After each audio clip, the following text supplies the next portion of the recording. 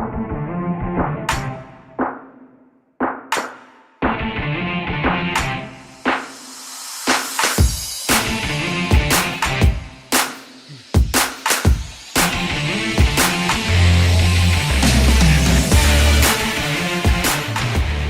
the orange and blue, making a cool dozen as Seattle's finest wind down an extended trip in good old our town. We get you set for the Oilers of the Kraken on the Oil Stream pregame show right here on EST. Good evening, everybody. Tom Gazzola with you. YouTube Trev holding things down back at the EST studios as we get you set for the Oilers and the Kraken.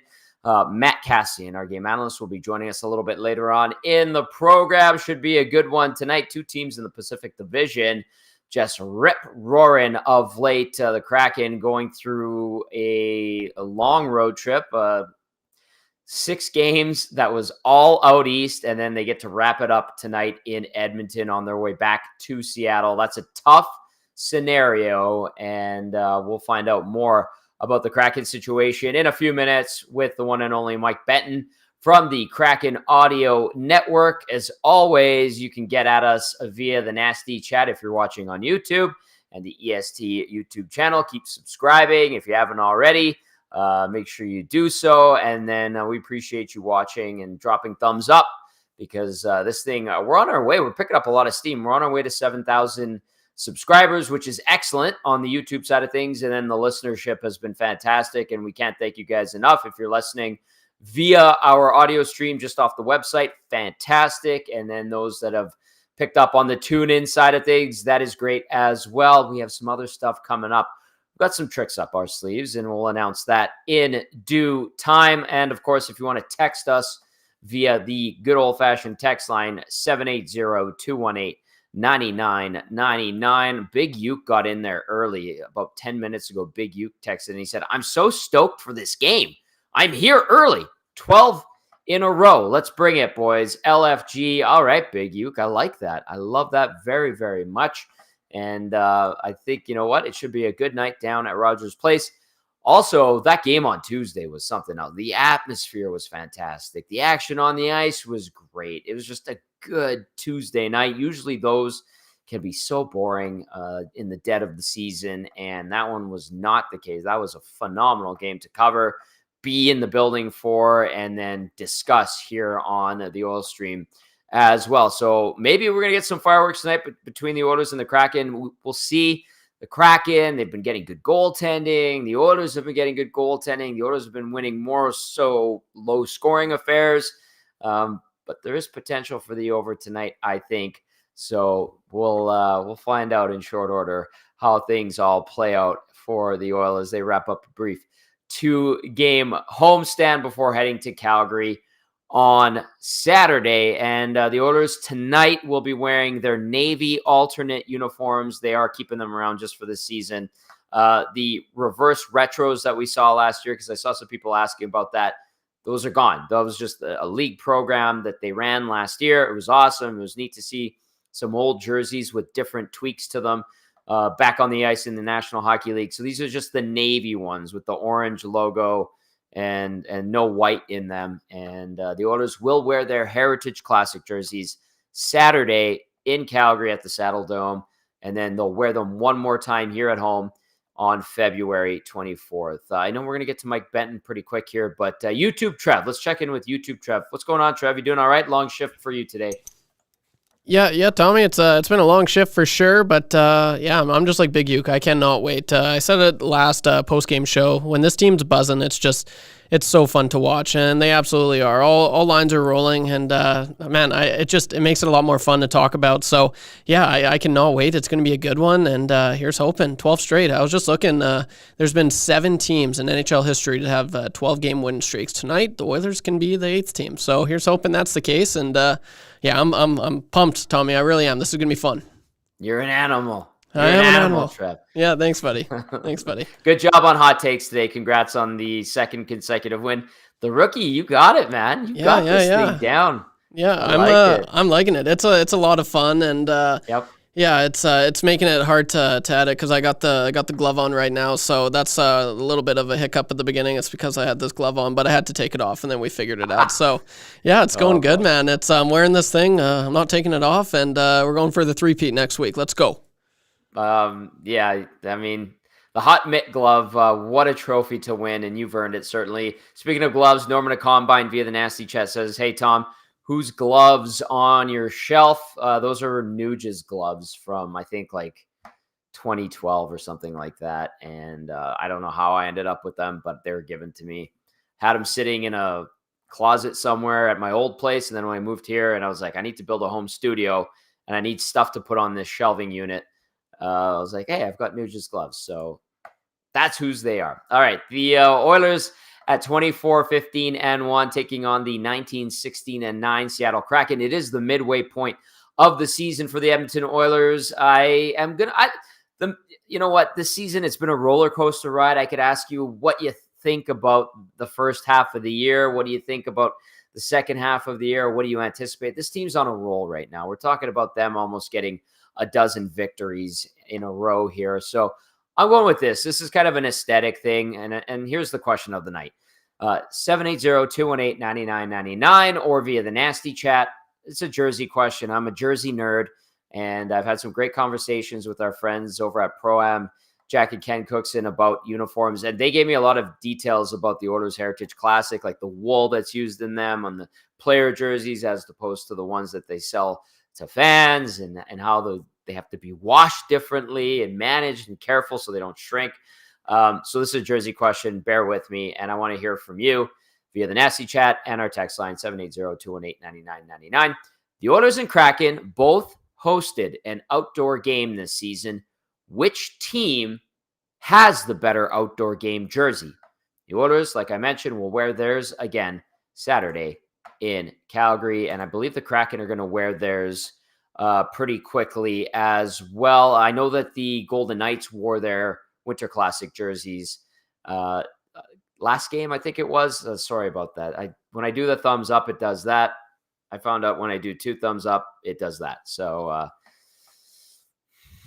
the little things you learn. If you're not watching, don't worry about it. It's all good if you're just listening on our audio stream. All right, Mike Benton coming up right away here. Question of the night one more time. The Oilers and Kraken both hosted outdoor games this season. Which team has the better outdoor game jersey? Edmonton wearing theirs, of course, again on Saturday. And then we'll also wear them on February 24th here in Edmonton. Let's see. Yeg Sparky says, what's the secret to keeping a young face? You're what now, 30? 38, Yeg Sparky. Thank you for that. I'm not married. I have no kids. I do whatever I want. I don't know. It's just proper skincare. I really don't. I have blonde facial hair too. I appreciate that, Yeg Sparky. But yeah, I'm turning into an old man, and my back certainly tells me that from time to time. Donnie M says, hey, TG, just watched the Rink Report. Really good. Thanks. Donnie M, thank you. If you didn't check out the Rink Report, I had a chance to catch up with Everett Fitzhugh, radio voice of the Seattle Kraken. And we're bringing back the Rink Report. Didn't have a chance to do it. It's been on my mind for the last couple of months, but the holidays, be filling in for Dusty, the team being on the road so much. We're going to do more Rink Reports. Good to have that back. And Everett was absolutely phenomenal. Another guy that's a great host on the Kraken Audio Network, working alongside Everett Fitzhugh and the fantastic team over there in Seattle, is our friend Mike Benton, who joins us now to give us the scoop on the Kraken. Benton, what's going on? How's everything in Seattle, pal? I'm doing just fine. We're getting kind of with rain, but, Seattle and rain, nothing new around these parts here. So it's going to be nice to get these guys back home finally after a long 6-game road trip. And there really isn't a bigger game as far as the magnitude of the season and where this can go than maybe a game like this on the road to the city. So it's going to be a fun one. Mike, get us up to speed on this road trip. For those that maybe didn't follow along, the Kraken were on a phenomenal 9-game winning streak, dropped their last 2 before coming here to Edmonton to wrap up what is a long, tough trip, especially going east to west like they had to, having played against the Rangers a couple nights ago. Yeah, weird puddle jumping circumstances because they began this thing initially on the road in Buffalo, and what they didn't want to have happen was a letdown creep into their game because they were still roughly a few days removed from the Winter Classic, a game that really put the whole scope of Seattle fandom on the map for the hockey world nationally, plus Joey Decord as well. And they showed some pretty good signs coming out of that with the win they had against Ottawa to close out their homestand, and then getting on the road, beating Buffalo, and then having to go through Washington and other parts, Columbus as well, then going through a really tough back-to-back with the Pittsburgh Penguins on a Monday matinee game, then turning right around from there and going to play one of the hottest teams in this league for this season in the New York Rangers. And you could then I think, really begin to sense, a little bit of deficiency involved in their game in the Columbus win. They won 7-4, but it was a mistake that they were giving up, and the grade A chances giving up in front of Joey Decord that were really showing that there was a little bit of loose in the engine, if you want to put it that way, compared to the games they were winning in December and coming out of the New Year's Day stretch for the Winter Classic. They were winning a lot of games 3-2, 2-1, and really an inkling of promise that they were finding ways to win games in a very controlled manner, in a tight checking manner that was akin to what, say, hockey in March and April really demands out of teams who want to get serious about making a playoff run. So from there, you saw a little more of, the teams come apart in Pittsburgh, and they lost that game 3-0, and it didn't help as well that they were missing as well Manny Beniers, Vince Dunn, and Andre Burakovsky. A better effort against the Rangers, but still too many grade A's given up as well. And Chris Rieger had one that got past him, maybe one back on top of that. So a little bit of promise on their side in that. Andre Burakovsky is a game time decision here for this one. We'll wait and see in about roughly an hour as far as where the decision lies with him getting back into the lineup. But still, losing Vince Dunn to kind of round all this out is a major component of this team on the back end and driving offense, and then being able to move the puck up and out of their own zone that they haven't had the luxury of installing since that Columbus game. So it really is a tough battle uphill trying to find the ways that they can piecemeal this lineup here together and be effective for what's going to be such a tough challenge, because Edmonton, of course, is rolling, winning 11 games in a row, and all the offense that they scored on top of that. Mike, this Kraken team, when it came into the league, a lot of talk, they went and got Philip Grubauer, Chris Drieger, and you're looking at that going, all right, that looks like a pretty good tandem. Grubauer had a great run with the Colorado Avalanche. Drieger had a nice season with the Florida Panthers, and Drieger has been plagued by injuries. Grubauer has been nicked up as well. He's nicked up right now. Joey Decord is putting together a pretty damn good season. How would you describe his emergence with this Kraken team? Magical. And I will even throw in one additional word that's timely. And it couldn't have come at a better time, because this team was already in major sink or swim mode about roughly 2 months ago when they lost Grubauer. They were still dealing with injury issues and even parts of their game that hadn't rounded into form, especially at 5-on-5.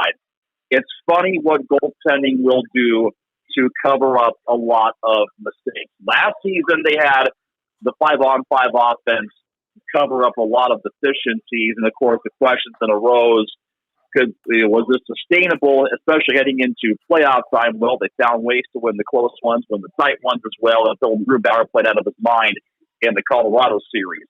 There was maybe some signs, especially in the first week or 2 weeks, even with Joey Decord, that goaltending was further along, really more so than where it's ever been, especially in the first 2 seasons of this franchise here. You're seeing a little more grade A looks given up, but Joey Decord is coming through with several grade A saves that otherwise have burned this team, especially in the very first season. I mean, they've been very, very good at being able to suppress shots, but coming right back down the ice, that one major grade A look, the odd man rush, finds a way and comes back and burns them, usually in the first 2 seasons. but you're seeing more and more high-grade saves coming out of the court. That builds confidence in this team and the way that they can play, especially even defending back in their own zone. On top of that, the court's been a fantastic player to move the puck up. I was kind of like a third defenseman, and he had one play. Now, with back, I want to say in the Ottawa game, right before this team left on the road trip, with confidence and amidst traffic, he found a way to not just airmail it out of his own zone, the center ice and clear, but he did it off his backhand as well. I'm looking around at several of my colleagues here in the press box. I'm thinking, what did we just see on that play? I have never seen that before. NHL workload for me, Western Hockey League, ECHL. I think that really gave us an indication that we're seeing something special brew. And on top of that, the way that Joey Decord is able to manage his day-to-day workload, with the amount of confidence he has, and that he's not just showing up to be present, but he is here to embrace the moment and even maybe embrace startup. We're looking at a player right now, Tom, that not just could be a future focal point for this team, and that may be a big piece of this franchise as far as being a face, something that they're still looking for in the long term here. Right. Joey Decord really is checking off a ton of boxes in those areas right now. I think Everett Fitzhugh told the mayor of Seattle that, sorry, Mayor, Joey Decord's the new mayor. I believe was his comment to me. And I was like, wow, okay, I get it. And now he said a lot of that had to do with the Winter Classic game. Decord was great in that 3-0 win. I put out the question of the night to our listeners and our viewers, 780-218-9999 if you want to text in, or if you're watching, get at us in the nasty chat. And it was the Oilers and Kraken both played outdoor games and hosted them. Which team has the better outdoor game jersey? I'm just putting it to our listeners and our viewers. Both of them are really nice in their own right. Both of them harken back to their city's hockey history, which is great. But Mike, the Winter Classic in Seattle, how would you describe that day for not just hockey in Seattle, but the city itself?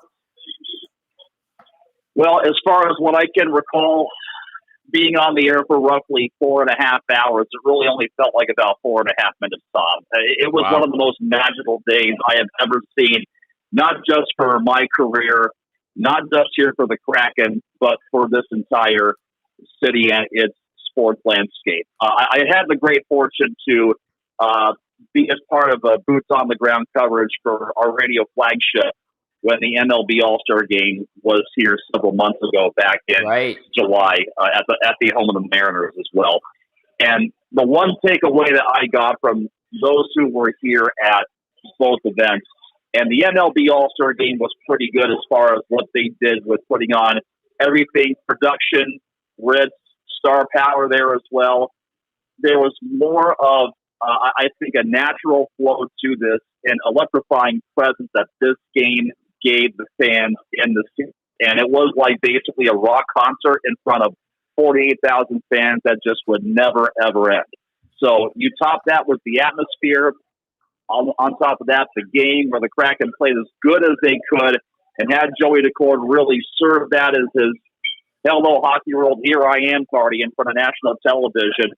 That one save he made on Jack Eichel in the dying minutes of regulation, the seal victory, that flaring glove save that he made. And the reaction I recall from the crowd was as loud of a goal I heard as far as fan reaction compared to when Ellie Tolvanen scored and others found the back of the net in a game like that. I have never heard so many fans in one venue, one ballpark, chant a man's name like they did that day. 48,000 fans chanting Joey, Joey. So I think for a town that has been so immersed in sports culture over the years, the Mariners have been here for a long time. The Seahawks have been here for a long time. The Washington Huskies on the college football landscape even longer. You know, the Seattle Storm winning WNBA titles.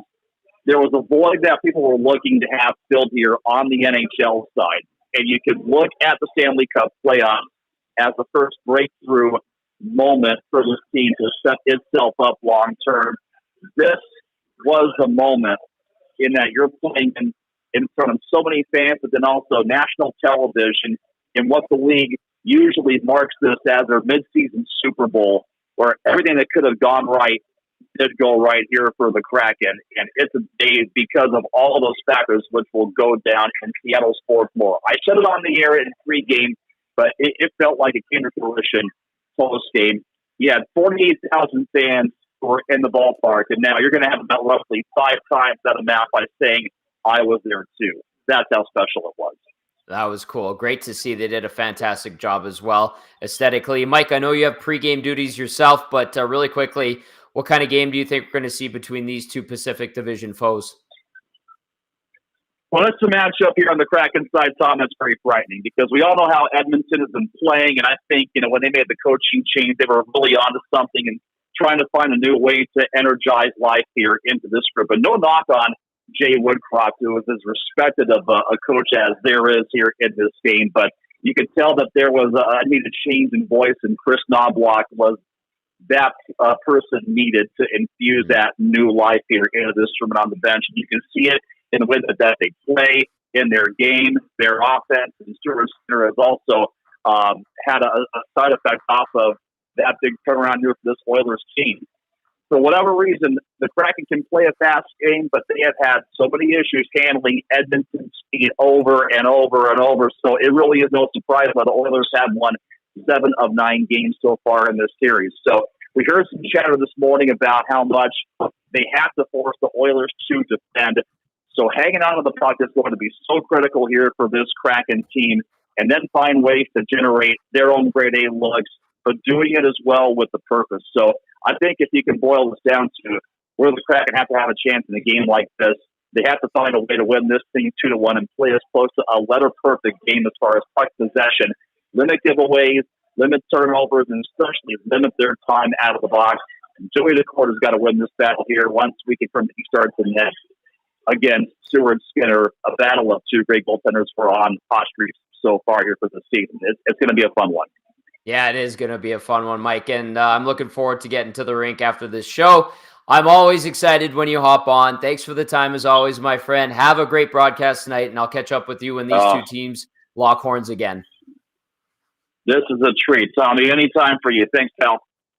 All right, Mike Benton from the Kraken Audio Network. Check him out if you want to keep tabs on the Seattle Kraken. And Mike's been doing a lot of good work for a long time at a lot of different levels of hockey. I got to know Mike, Trev, when he was calling games for the Stockton Thunder in the ECHL, when they were an affiliate of the Sharks and the Oilers.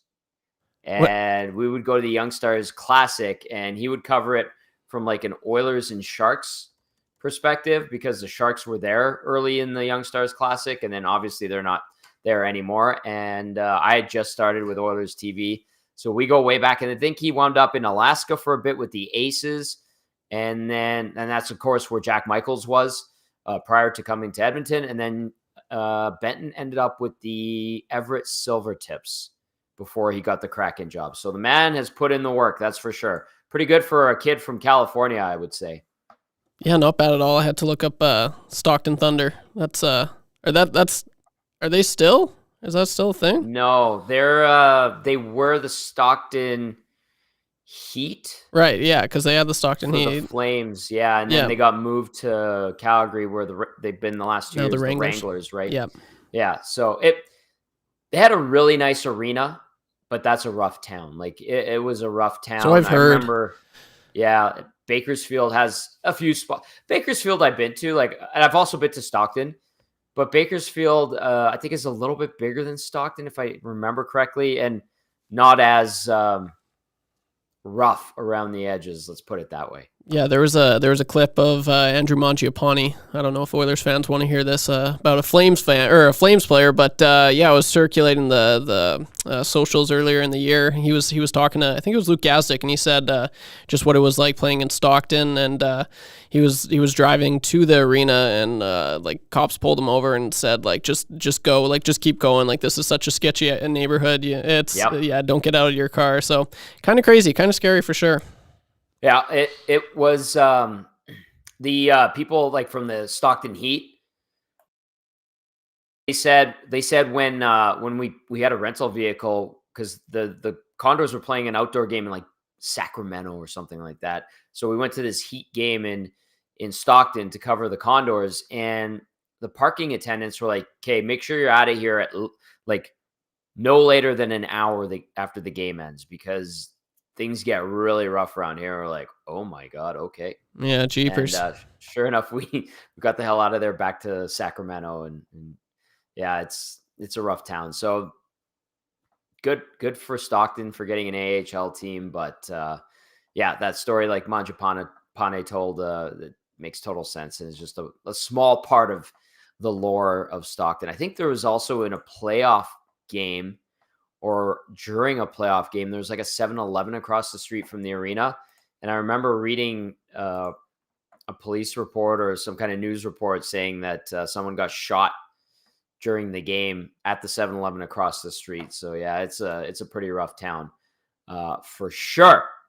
All right. We are going to get to some audio and video from the Oilers as well as the Kraken. There are 11 games on the schedule tonight. We also will touch base with Matt Kassian for Game Changers. I will read some text for sure as well, and I will throw out the question of the night one more time. I want to get people's thoughts on this one. It's a little bit of a easier going question of the night. This season, the Oilers and Kraken both hosted outdoor games. Which team has the better outdoor game jersey? Oilers do wear their Heritage Classic jerseys on Saturday in Calgary. I want to hear from you. Let me know your thoughts. Big Uke says, I like the Oilers, maybe a little bit biased, but Seattle is just so new, so it just feels like it's still so closely based on the normal jersey. But the Oil one is quite nice, a bit different. Yeah, I like the Oilers one. I don't mind the tan pants and gloves, kind of the novelty of it. It's not that bad, not as bad as initially thought, I think, for sure, but some people really, really hate them. What do you think, Trev? Yeah, like as far as the two, like it just going based off jerseys, personally, I don't know. It's really unique to have that nice teal that Seattle has. So I really like that, and that's one of my favorite colors, and it's unique. It just has that retro aspect to it as well, like the lines that they have, like you see the Montreal Canadiens, they've done the few throwbacks to that. It's just classic, right? Those lines, they just bring back old time hockey. So I like that. As far as the jersey goes, I think that the Seattle Kraken has a nicer jersey, but as far as the whole uniform, I'm a sucker for brown pants and brown gloves. Like, speaking of old time hockey, that's old time hockey, right? So I love the Dallas Stars, the Stadium Series or whatever that they had a few years ago against the Preds, and it was the uniform. The whole uniform was complete with the brown pants and the brown socks, or the brown pants and the brown gloves that that whole uniform had. So I really like the Oilers, the uniform, I'd say more, but I'd go with the Seattle Kraken jersey. But I mean, they're both so nice. Like the Oilers logo is so sweet. I like the unique touch with the number in the middle of the oil drop. That's really cool. So both solid jerseys. Like if I was a jersey collector and if I had the money, they'd both be in my collection. I like that. Good answer. Penner's Pancake says the Oilers one has grown on him. Testy Time says Oilers. Also adds that Vegas has the worst outdoor jersey. They're simple. I understand what they're going for. And you know what? For a team that's been in the league for 7 seasons now, they've had a million jerseys. The Kraken are starting to build up a pretty big case of jerseys as well through their history.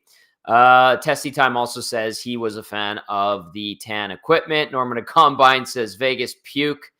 So yeah, let me know your thoughts. Which outdoor game jersey for the Kraken? It's the Winter Classic. For the Oilers, it's the Heritage Classic. Which team has the better outdoor game jersey? The Oilers wearing theirs again on Saturday, as will the Flames down at the Saddle Dome. Okay.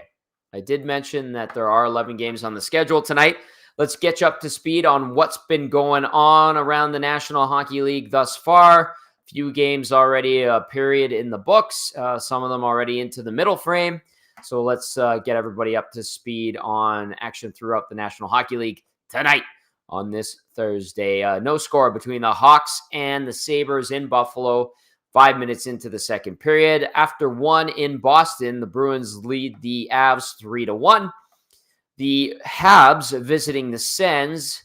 After 1-2-1, the Sens lead there. Phillies up 1-0 on Dallas. just a minute into the second period. In Tampa tonight, you've got the Minnesota Wild visiting the Lightning.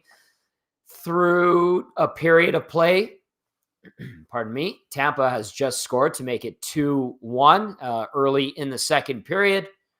And then looking at Washington and St. Louis after one, even up at one. Calgary hosts Toronto. Edmonton gets Seattle. The Kings, with just one win in their last 10 games, host the Nashville Predators. Vancouver welcomes in the Arizona Coyotes. Desert Dogs hanging around. And then the Vegas Golden Knights do also welcome in the New York Rangers to the Fortress, as they like to call T-Mobile Arena. So that is what's been going on around the National Hockey League. A bunch of games, 11 total on the sched. All right, before we get to Cass, we're going to hear from the Oilers and just one interview today. It was a quiet day. These game days have become kind of a nondescript. Like, it's very quiet. Optional skates. That's what was going on today. Not everybody was on the ice. Only a few players on the ice. Calvin Pickard was taking shots from them. More coaches than players on the ice for the optional morning skate. And then the Kraken had pretty much a full pull when it came to their morning skate. So we chatted with Ryan Nugent-Hopkins and Chris Knobloch today. We're going to hear from Ryan Nugent-Hopkins first. Then we're going to get to Matty Kassian for Game Changers. We're talking to you about how do you turn it around? What's wrong? What's the line between winning and, like, how fine is that line, or has it been sort of a massive change that's had to happen here to get to the other side? It definitely is a fine line.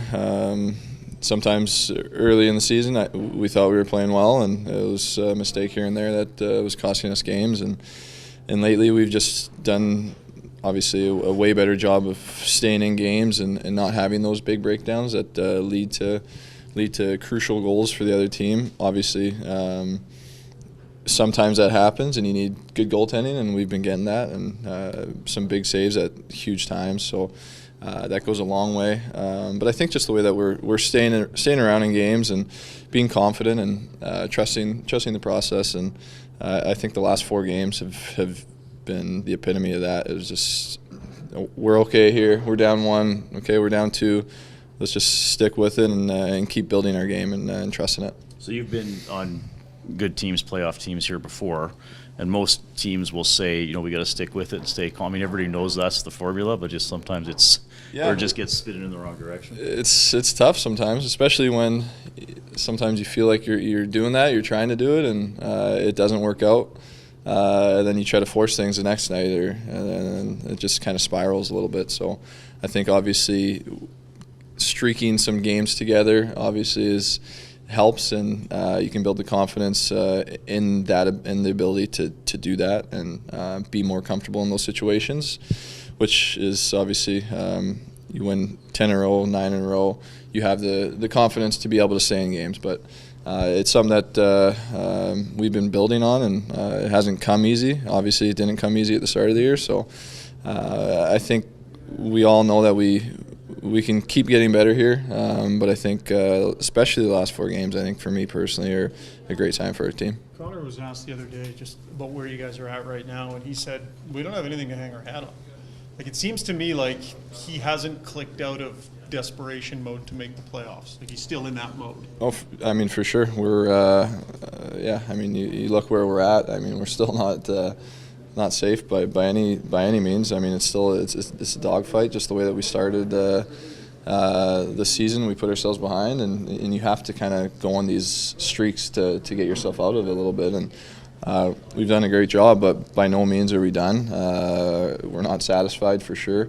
We know that we still have over half the season left, so a lot can happen, and we want to keep getting better and better. As the captain, how has he set that tone in the room and on the ice to not sort of rest on your laurels a bit here? Yeah, I think the way that he plays, obviously, the best player in the world, he doesn't need to be the hardest worker every single night, but when you see him being the hardest worker, it drives your team, and your team has no choice but to follow that and follow his lead. And I think, over the past, whatever you want to call it, 25, 30 games, his level is his desperation level has ramped up, and it's brought our teams up a lot. And I think guys are taking a lot of pride in that. And in the room, we're saying the right things, and even the start of the year, we were saying the right things. It just wasn't going for us, but now obviously you start to turn it around a little bit, but you got to keep going here, and it's a long season. Like I said before, we're not even halfway, so it's going to take a lot more. You've done a lot of winning here over the years. You've had some good streaks, been some playoffs. Have you ever won quite like this? Have you ever had this feeling when you're winning? Yeah, no, I mean, it's just as far as winning these type of games. Yeah. I know, I'm sure we have in the past, but I think to be able to do it on a night in, night out basis is a great sign for our club, great sign for the character that we have in this room. I think in the past we've been able to kind of come back in games and fight and claw our way back, but just the way that we're shutting things down and not giving too much up and not trying to force things and turn the puck over, which obviously leads to the other team feeling good and feeling confident. Yeah, we're playing. I know it's from the other side of it. It's a hard game to play against. I feel like we're a team right now that's it's tough to come in and play against us on a night in, night out basis. I think our D are just playing very solid, not giving much up, moving the puck quick. Obviously, like I said, goaltending has been so solid when we need big saves. They're coming up big for us, and we're just building games throughout. And it's definitely a different look than probably what we've had in the past, but it's something that I think, especially later in the season, and obviously the end goal playoffs it'll go a long way. All right, time now to get to Game Changers with our game analyst, Matt Kassian. Game Changers is always brought to you by Damon Bunting, RE/MAX Elite. Damon Bunting, consistent top-producing realtor in Greater Edmonton. And among RE/MAX realtors, he and his team would love to help you find that right home or make the move from your current home. Community-driven, he understands what it takes to make a difference in our city. Check him out on DamonBunting.com or visit his Instagram at Damon Bunting Real Estate. Cass, I can't believe we're talking about an Oilers 11-game winning streak on the cusp of 12. That has never happened in franchise history. You and I earlier this season were talking about the worst team in the NHL being the Edmonton Oilers on November 9th. Just the fact that Edmonton is here right now, about to face a Seattle team that had a 9-game winning streak up until a couple of games ago. Crazy. It really is crazy. Oh, absolutely nuts. Absolutely nuts that we're here. And you know, we were talking about it earlier today on the Two Guys and a Goalie podcast. It's like, I just don't have an explanation.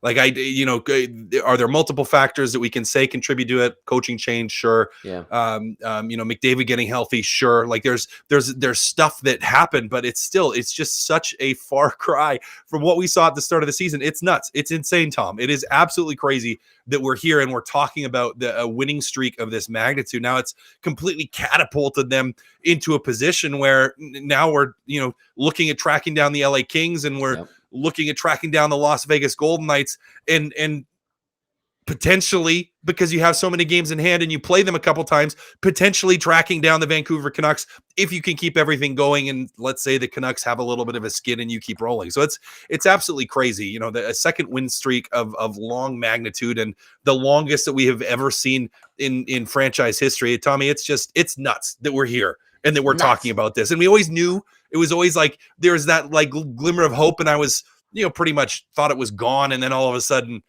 we've been back on the bandwagon for a little bit now, but it's crazy that we're here and in this position and talking about the Edmonton Oilers, just even possibly extending the longest winning streak in franchise history.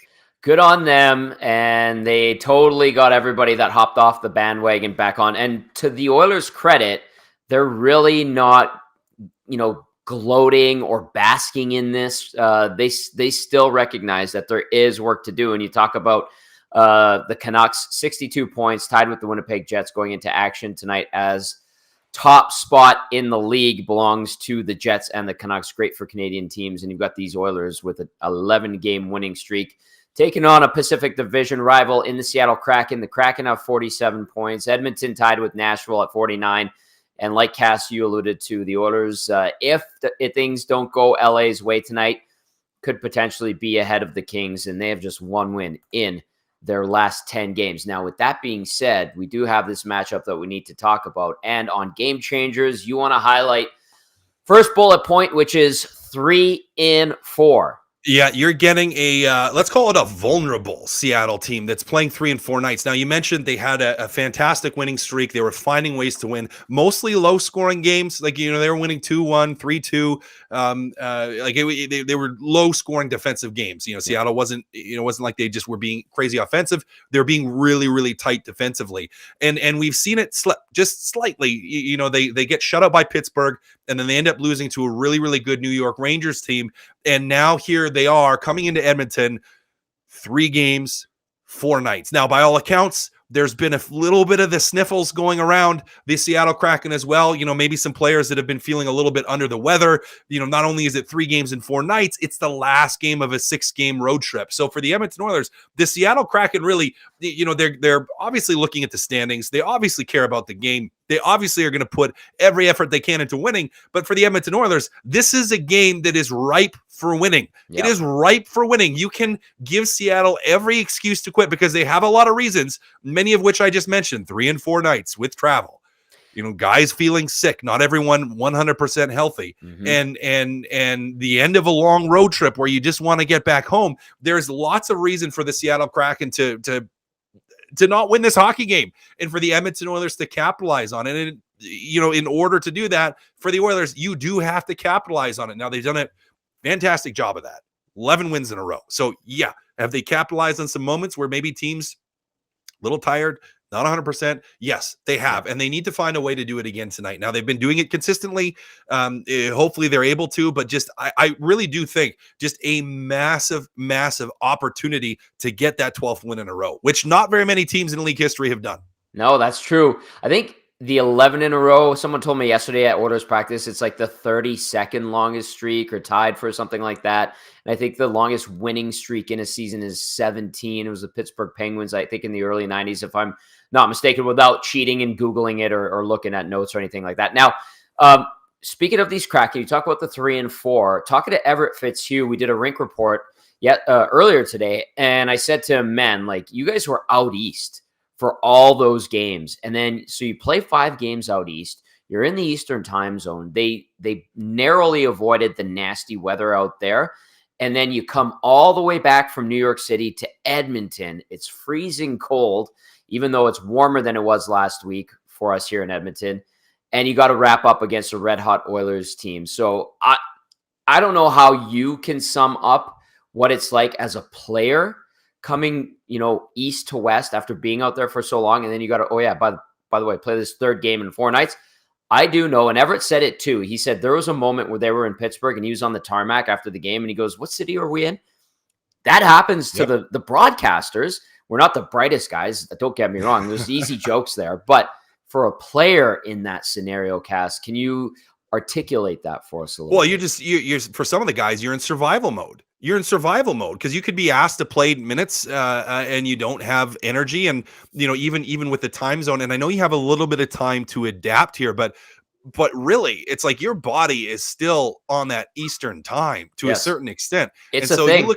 It is a real, jet lag's a real, anyone that has traveled across the country or to a different continent, jet lag is a real thing and it really affects your body. You have circadian rhythms, natural biology, the way that you fall asleep, the timing that you fall asleep, and you're messing with that. Now, you travel well in the NHL. You're flying on, you're not just on flights with everybody else, and you're flying at decent times and you're going straight to the hotel, and it's not like they had to spend a lot of time outside in the cold weather. They could walk all the way from the hotel if they're not taking the bus to the rink. So it's not like you're going to be exposed to that cold weather. But at the end of a long road trip where you did have a lot of success and now you've dropped a couple, man, you're like in survival mode.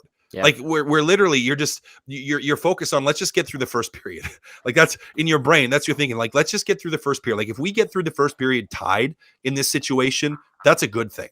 Mm-hmm. We're on the road 3 games in 4 nights. Like, let's just get out of the first period and get tied in and see what happens. Like that's your mentality. And you're in, again, it's like you're in a pure survival mode. So to go to that 3 games in 4 nights and everything we just talked about, Tommy, I can't stress this enough. There is a huge, huge opportunity for the Edmonton Oilers to really stick it to a team, because if you're bringing your absolute A game, I just don't think, from an energy standpoint, from a health standpoint, from a travel standpoint, like this, there is a team that is ripe for the picking here. And if you come out and you just absolutely lay down that dominance and lay it down early, like out of the gate, if you're the best team and you're just challenging them early, not turning pucks over, not giving Seattle any kind of freebies anywhere on the ice, you give them every excuse to say, hey, I know this ends up being a couple games in a row that we lost, but look at what we've had to go through. And, we just had a really good stretch, so we're okay. Like, you're giving them the opportunities to have that easy out. It is Game Changers with our game analyst, Matt Kassian. Game Changers brought to you by Damon Bunting, Remax Elite. Number 1 was 3-4. Yes, end of a long road trip for the Kraken. Number 2 tonight, Cass, Hot Stew. This guy's won 8 straight starts. 8 straight starts. And I think he's had like a 1.48 goals against average during those starts, with only 12 goals allowed.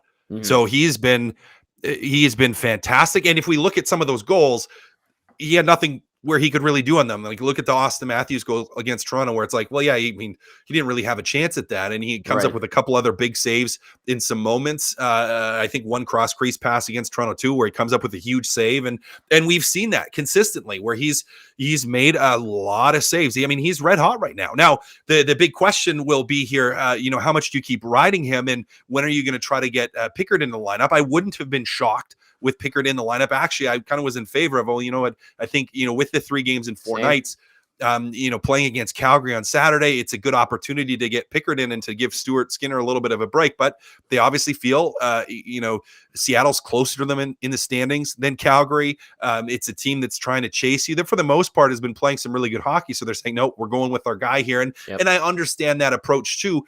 But Stuart Skinner's going to have to continue to do that, because if Edmonton can keep playing defensively how they've been playing, giving Stuart Skinner the opportunity to see most pucks and to make those saves.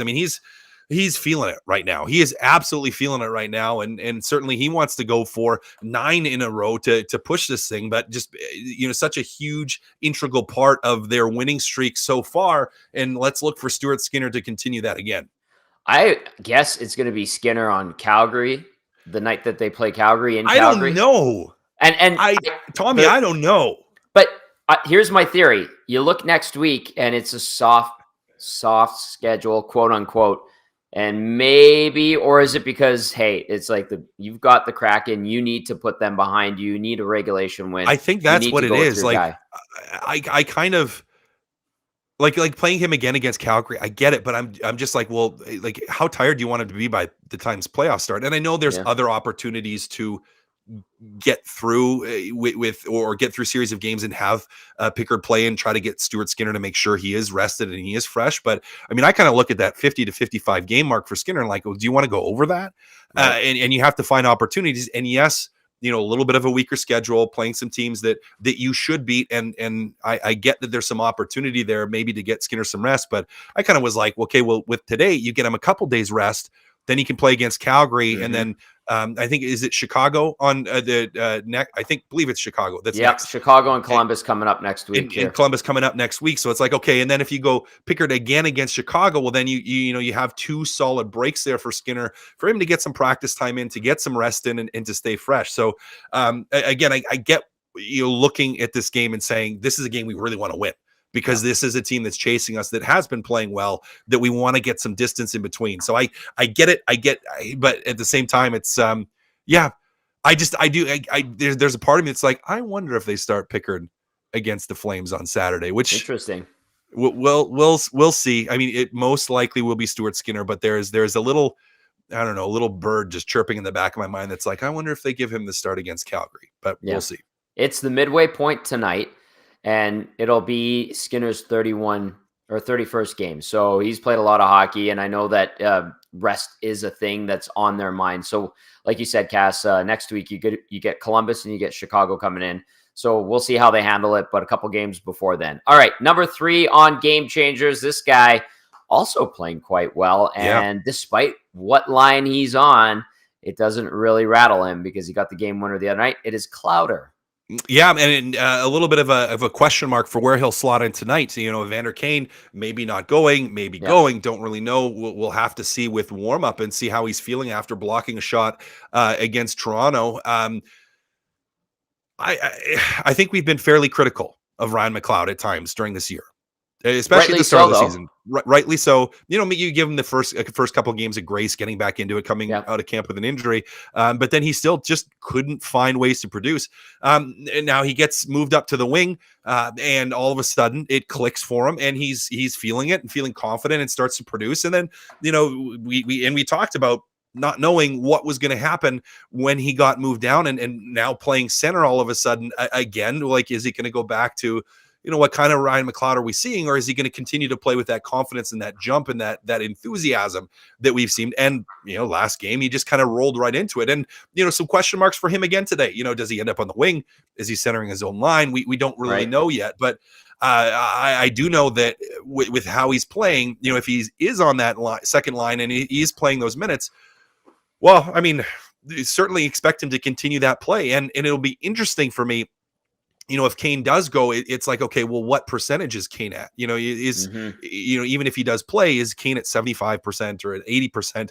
Is it going to be a situation where we see McLeod jump around a little bit anyways? And even at the end of the game against Toronto, where he gets a shift and gets out on the ice with your top guys and McDavid and Draisaitl in a line that's kind of crazy that you had three centermen on one line and they find a way to score the game winner. So, been playing some great hockey. I want to give him credit because he struggled for a long time and we harped on him, but he has found his game here. He has started to produce and he's playing really, really well. So want to see a continuation of that tonight. Again, some uncertainty for him heading into it as to where exactly he's going to fit in the lineup. But to me, when I'm thinking game changers, Tommy, he was a game changer in that game against Toronto, and another opportunity for Ryan McLeod to be a game changer again, regardless of where he slots into the lineup, depending on Kane going or not going. 11 points in his last 10 games. Ryan McLeod going really, really well right now, as is Matt Kassian. Cass, fantastic stuff as always, my friend. Good to have you back, and I'll catch up with you on the post-game show. Absolutely, Tommy. I look forward to it. There you go. There's Matt Kassian with Game Changers, brought to you by Damon Bunting Remax Elite. You know what we're going to do right now? We're going to go inside the Seattle Kraken locker room, and we're going to hear from Yanni Gourde and head coach Dave Haxtell. And tonight's a big game for us, division game. You know how good that team is. It's a great measuring stick for us. We got to go out there and show our best effort, and I think that's huge for our team.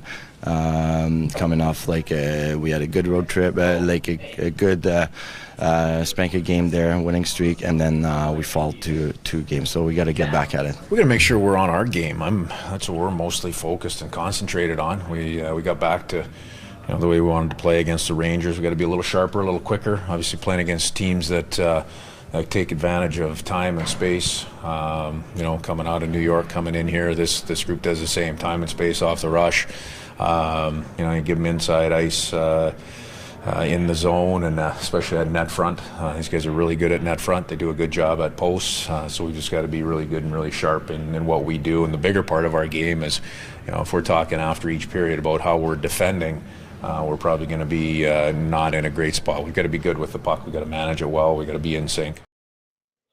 All right, that was Dave Haxtell and Yanni Gourde from the Seattle Kraken at keeping it short and sweet over there. Big thank you to Cass for stopping by. Great stuff from him. As always, we'll catch up with them on the post-game show. And the Kraken, a 2-game losing streak. I can't even call it a streak. Back-to-back losses, let's just say. After going on a 9-game heater, they are on a tough road trip that they wrap up tonight here in Edmonton. It did start it was out east the entire time. We'll go through the whole list of where they played and how this trip started and the results. So it started in Buffalo. That was a 5-2 win. It went to Washington. That was a 4-1 win. It went to Columbus. That was a 7-4 win.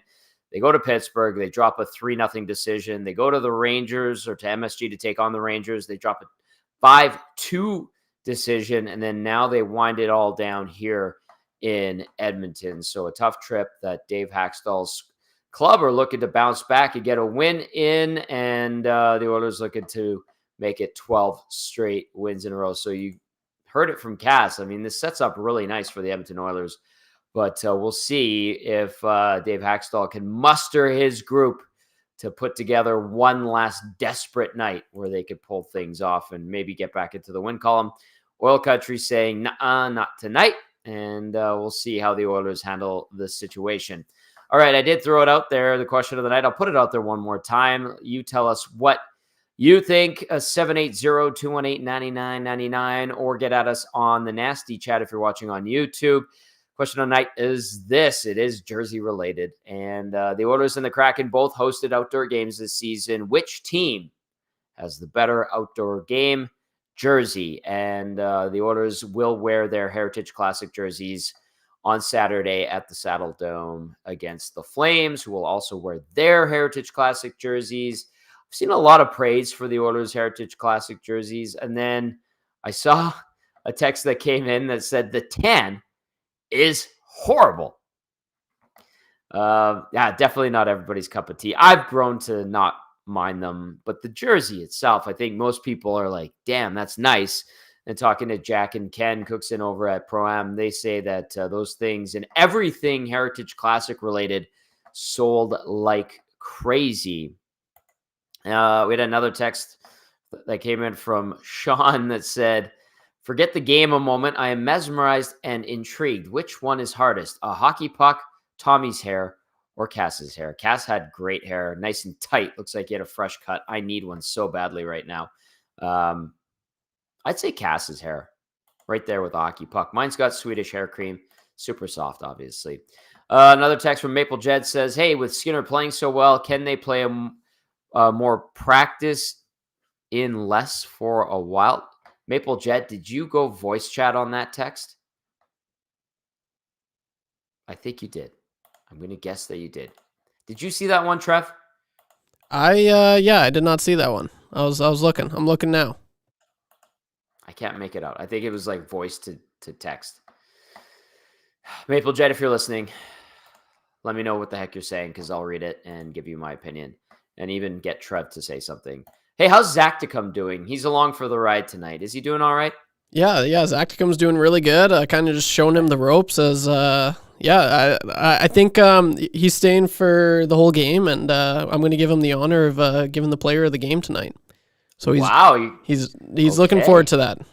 All right, Zacticum. He's got big shoes to fill. This guy gets 2 straight hot takes victories, and all of a sudden he's saying, you know what, kid? You're next. And I like this, Trev. This is you. Yeah, I know, right? It's not bad. It was good. I liked it. Even Maddie today, he's like, yeah, you're a good teacher. You're doing a really good training, really good job at training him. Said that. Yeah, Maddie said that. I'm like, oh, I'm like, really? He's like, yeah.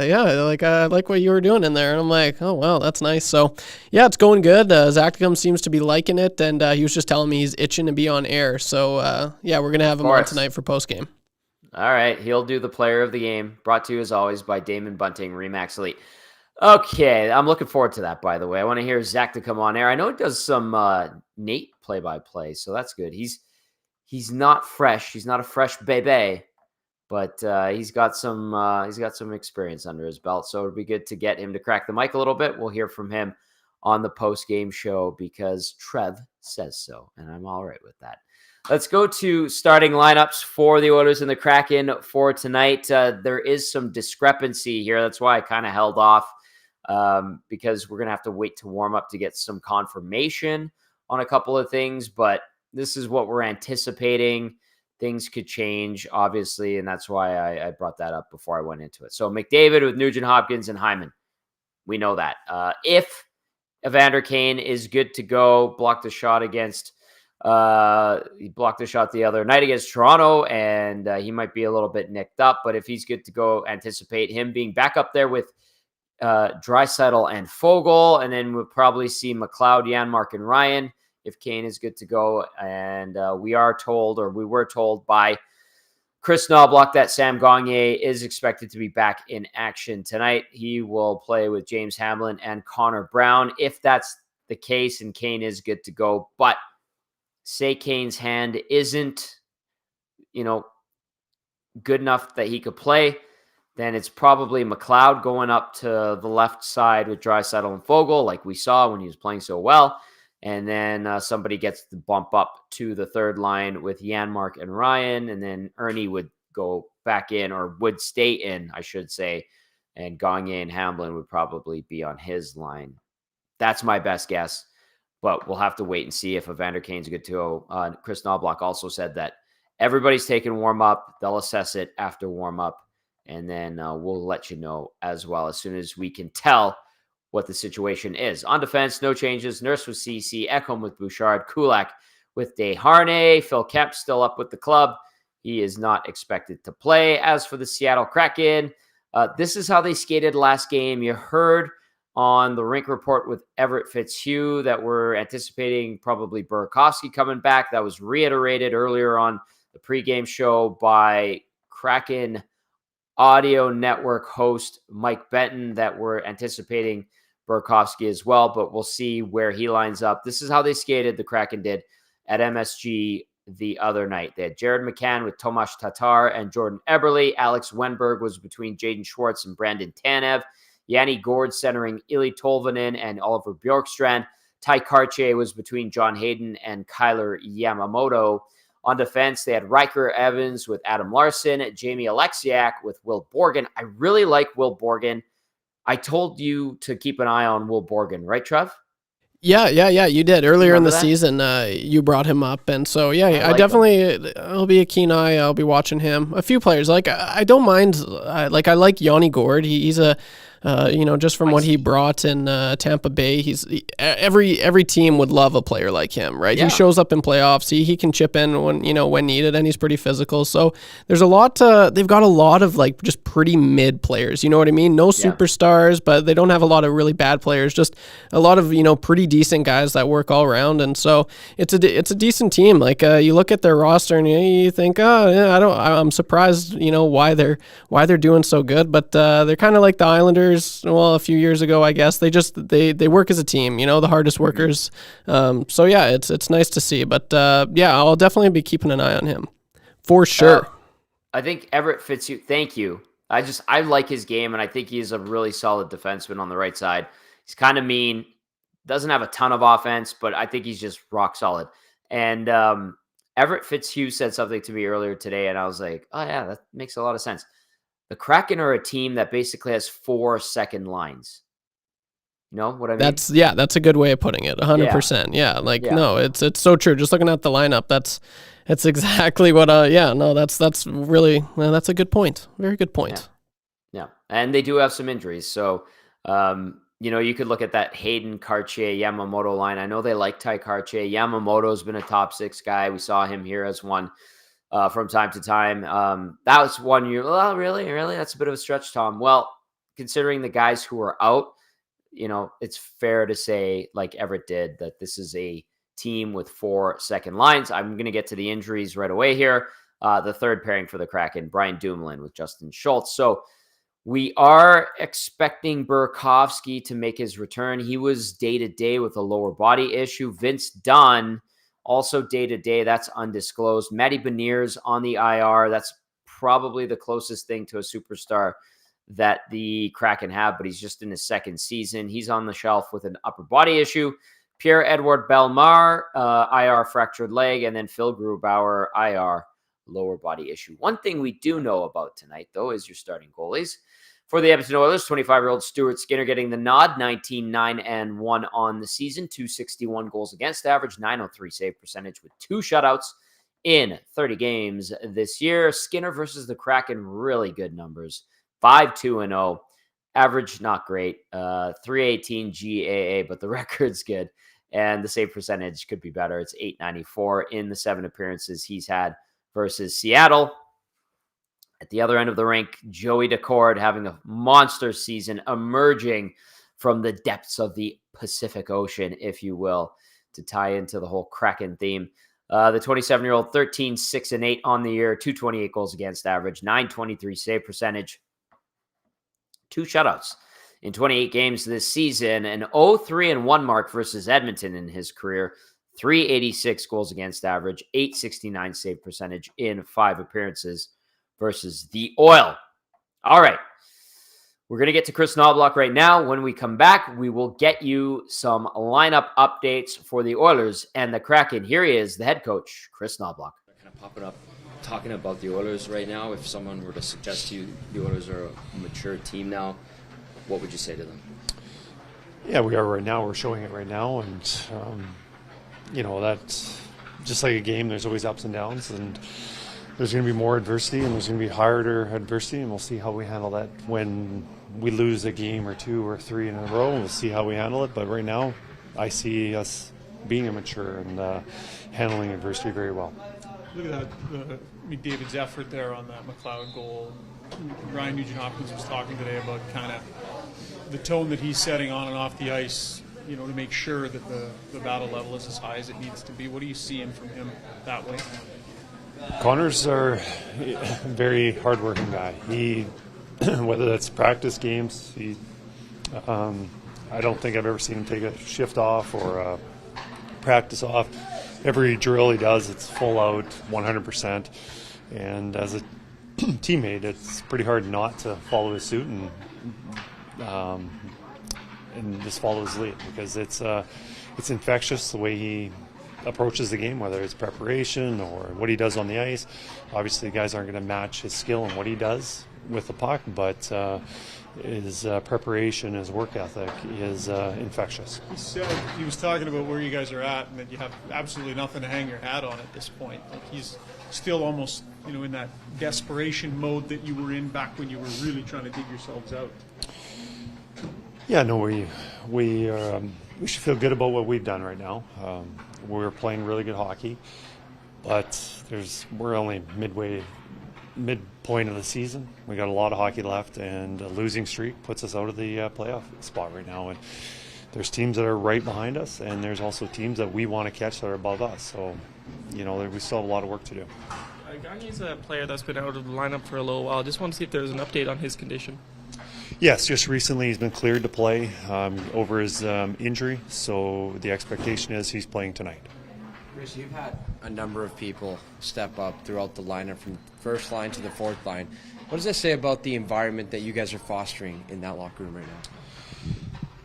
We want to, the success of this team is going to rely on all the players. We need contributions from everyone, and it is very important that your best players are your best players, and most nights you're going to win when they are your best players, but we have to get contributions from everybody, and right now we have.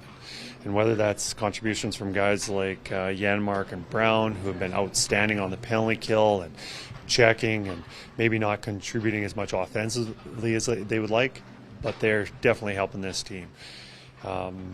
Whether it's Bouchard on the power play, with his shot and contributing offensively, Derek Ryan obviously on the penalty kill, winning key face-offs. He's our only right-handed centerman. You go through the lineup, and a lot of guys are making contributions, and we're on quite a winning streak, which is nice, and we haven't relied on just one thing. Like, it hasn't been, our goaltending has been great, but we haven't relied on that every single night, stealing us games. We haven't been scoring a ton of games or goals each night. Connors has been good, but he hasn't scored at his regular pace he has other stretches during his career. You just go through the lineup, and we're getting contributions for everybody, and that's why we've been able to put a winning streak together. Who's your goalie tonight? Stubias. Does that mean Evander's not good if Sam's out, or is there another change? There is another change. So Adam Ernie will not play tonight, or he'll be taking warm-up, but if everyone else is good, he will not play. All right, there is Oilers head coach Chris Knobloch kind of laying it out there. We'll see if Evander Kane is good to go. I'm kind of refreshing on X for those that are down at the rink. Maybe they can update us. I haven't seen anything yet. Usually it's like Bob or Tony or sometimes Jack, but I haven't seen anything just yet. Trev, you see anything? Maybe Zach to come can keep an eye on it as well and pass that along when we know. What do you got? Anything? Yeah. Sorry, I was just going to say I'll definitely be keeping an eye on that because, on the morning show today, I said that he was going to score a goal tonight. So Dusty put him on the parlay, and so now he's a game time decision. I might have messed it up, so I'm certainly hoping that he plays because I might have ruined a lot of people's nights. So I'm just hoping that changes. Yeah, well, I'll keep an eye on it. We'll pass it along as soon as we know if Evander Kane is good to go. We do know Sam Gage back in action. We do know Stuart Skinner is starting. We do know that we anticipate Andre Burakovsky being back in for the Kraken, and Joey Decord is starting between the pipes. We've got a couple of texts to get to. I want to hit on these ones. It's Vinny from Vegas. Do we have Vegas pinned on our map, our world map? No, we do not. I'll get Zach comes on it right now. Yeah, all right. We got Vinny in Vegas. And we've also, I know Nate in Vegas was a big 1260 guy. Hopefully he's still with us. Nate, if you're out there, let us know. Hope you're okay, pal. Vinny from Vegas says, Matt, you are Carrie Fraser with the hair. Great job. Doesn't move. LOL. Also, do you think Campbell gets called up again to back up Skinner? Let's go, boys. That's from Vinny from Vegas. Or Vinny Vegas.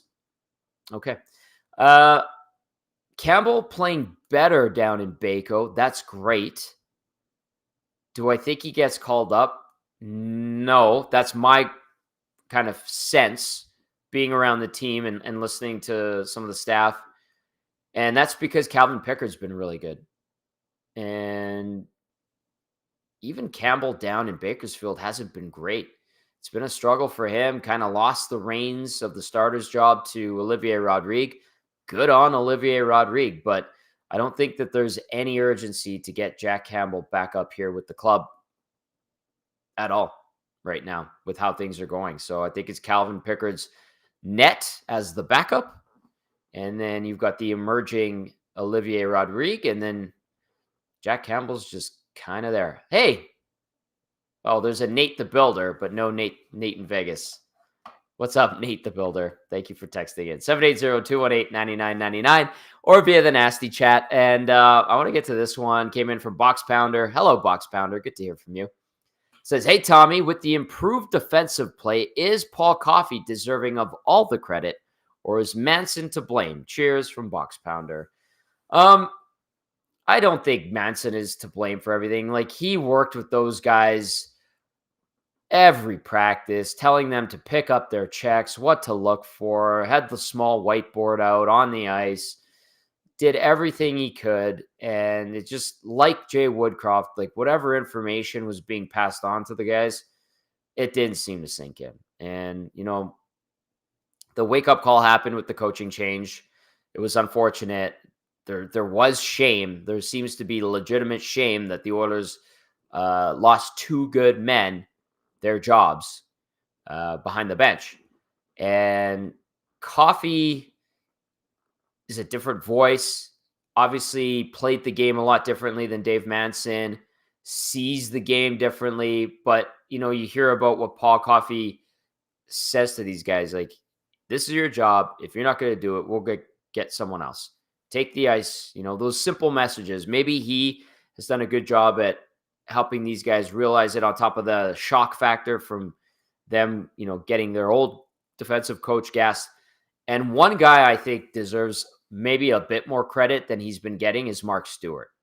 He got a lot of credit for how well the PK has been playing and how much it has improved, which is excellent. And I think that he deserves more credit than that, even, because he's more of the X's and O's guys, or X's and O guy, whereas Paul Coffey is the, hey, kid, this is what we want you to do. Hey, kid, play with confidence. Hey, kid, why'd you make that play?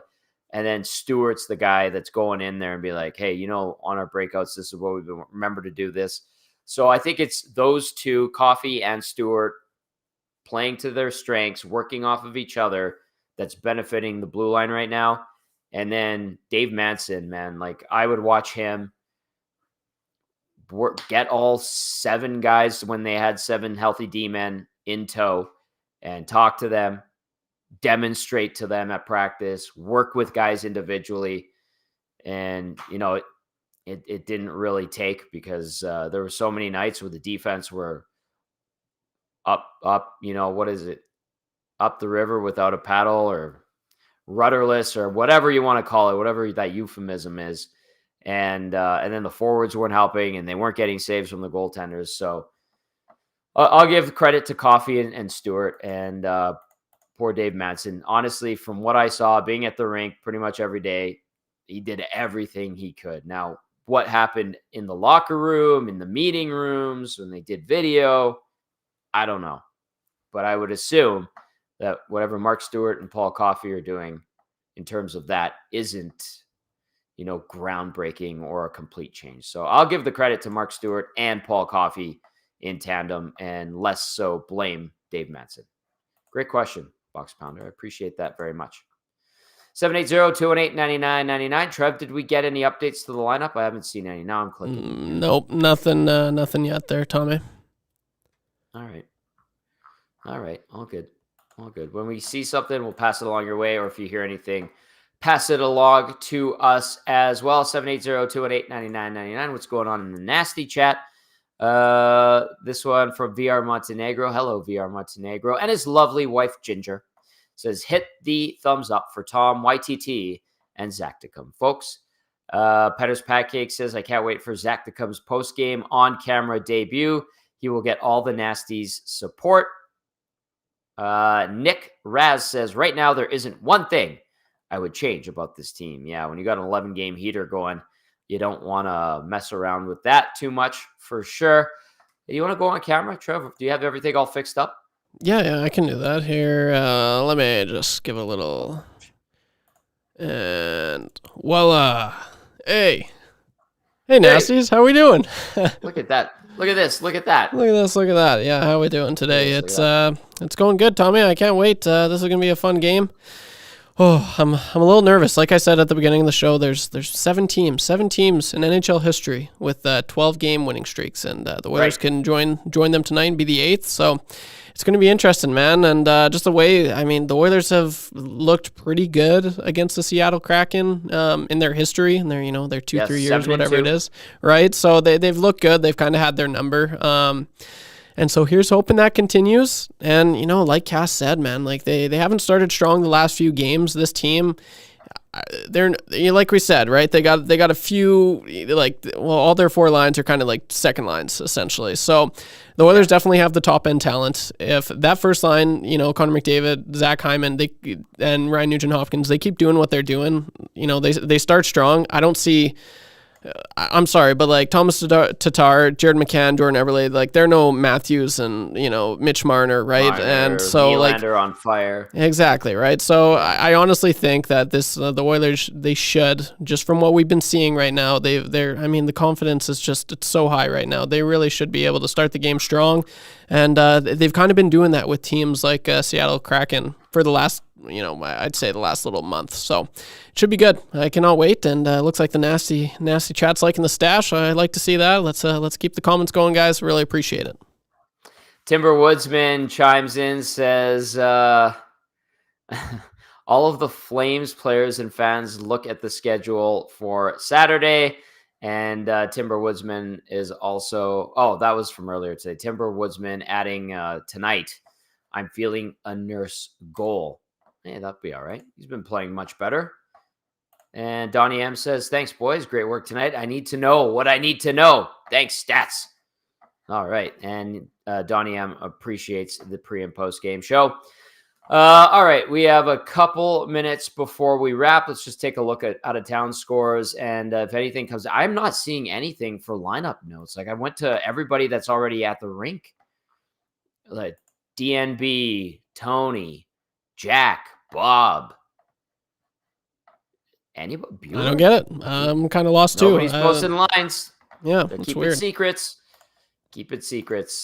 Kraken expecting Burakovsky back, and we'll see if Dave Haxtell shuffles things up. Out of town scores really quickly to get you up to speed. Oilers and Kraken. That's one of 11 games on the schedule right now. Buffalo leads Chicago 2-0. 15 minutes left in the third. Boston up 3-2 on Colorado. Interesting. After 2, 4-1. The Sens lead the Habs in Ottawa. Phillies up 2-1 on Dallas after 2. Tampa up 4-3 on Mini after 2. Washington with the 3-1 lead over the Blues. Blues kind of in the mix with the Oilers right now around the wild card spot, as are the Kraken, obviously. So 3-1 Washington after 2 over St. Louis. Calgary getting set to welcome Toronto to town. We've got LA hosting Nashville. That starts at 8 o'clock our time. Vancouver gets Arizona. That'll be an interesting. Keep your eyes on that one, as well as the LA game, because if the Oilers win, the Kings lose, or they lose in OT, Edmonton's got the tiebreaker. Edmonton could slip into third in the Pacific. And then the late game, the Vegas Golden Knights host the New York Rangers. So there you go. You're up to speed. You're up to speed. Here we go. We got one last text. This is a new texter. All right. I like this. Evening. Jammer the Tall here. First time texter. Feeling good tonight. Going for the further Canadian record to tie. Hope it comes true. I love Hyman, but where has Nuge gone? And what do you think is the issue with the power play? Or could it be that they don't want to show the league their best and are kind of playing possum? Love the show. Jabber the Tall, I will tell you this. I think that the power play will resolve itself. They're way too good not to figure things out. They're still clicking around, 20% lately. They'll be okay. They'll be okay. And I think they're just trying to be too cute. We know that they have a penchant for that, but when they simplify like they did in Montreal, got the shot from the point, it went in. And I think that they'll get humming to the level that we expect them to in short order. But lately a little bit down, but the PK's been going. That's a good sign as well for the Oilers. If you're wondering how the PK is doing, I was talking about Mark Stewart and the job that he's done on the PK. Well, it has now risen to 11th in the NHL at 81.2%. The power play is at 8th at 25%. So that's 106.2%. Anything over 100 is pretty damn good in the National Hockey League.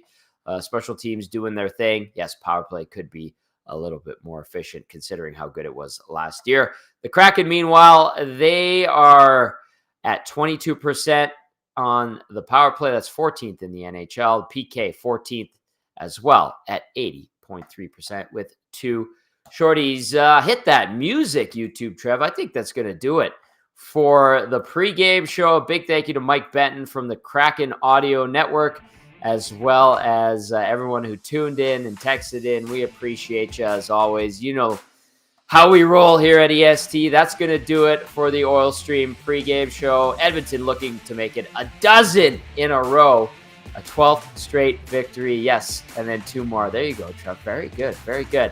The Kraken looking to snap out of back-to-back losses. A 2-game slide for them as they close out a 6-game road trip. That'll do it for YouTube, Trev. Matt Kassian. I'm Tom Gazzola saying thanks for watching. Thank you for listening. Enjoy the Oilers versus the Kraken. We'll see you on the post-game show. Ciao for now.